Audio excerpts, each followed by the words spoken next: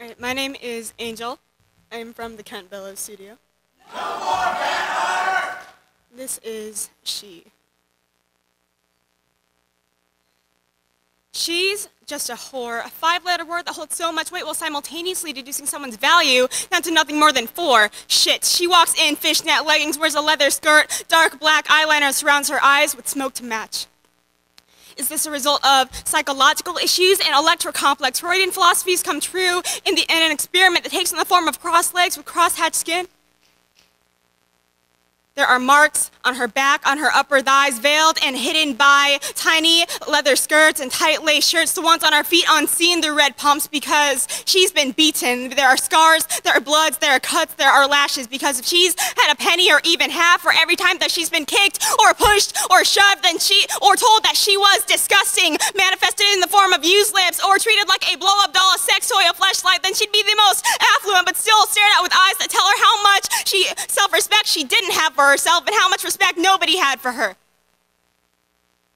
You look at her eyes and they're marked too, the creases in her forehead so deeply branded after experiencing a lifetime of distress and fear, a lifetime of being 12 years old and smoking dope for the first time, feeling alive for the first time after being told from everybody that she gave everything to, that she was nothing, and when that pipe turned into a needle, then she knew that there was no going back. 16, she was handed a fake ID and told to get up on that stage and strip her, they would kill her. They said that they would kill her right there if she didn't get up on that stage and place, work that pole with a feigned seduction, so she spread her legs to make a crowd roar. 17, when she was followed back into her home by a car, pulled into a car with leather seats to match that skirt, and only the sound of laughter and the sounds of their pleasure could be heard over the sound of loud, blaring rap music. And when they were finished with her, then they pushed her out of the car and onto the street as if she was trash.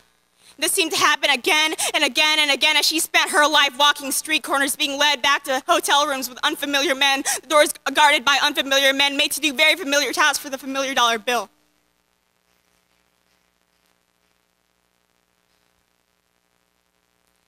Sex never meant anything, and she had different conceptions of love because love was meth, and meth was home, and sex was money for dope. That had become Crystal, her best friend. Crystal that had become her girlfriend, that held her with limber hands and soft skin, caressed her face and called her pretty. A boyfriend that embraced her and said that he was a boyfriend that embraced her in a spin and said that she was made of such stuff that dreams were made of. A wife that after 40 years still stared at a ring on a left hand before turning to kiss a husband, illuminated under a warm light, whispering, after all these years, a life, a mother that taught her how to stand up strong, how to be a woman, a father that called her Angel. Good morning, Angel. Good night, Angel.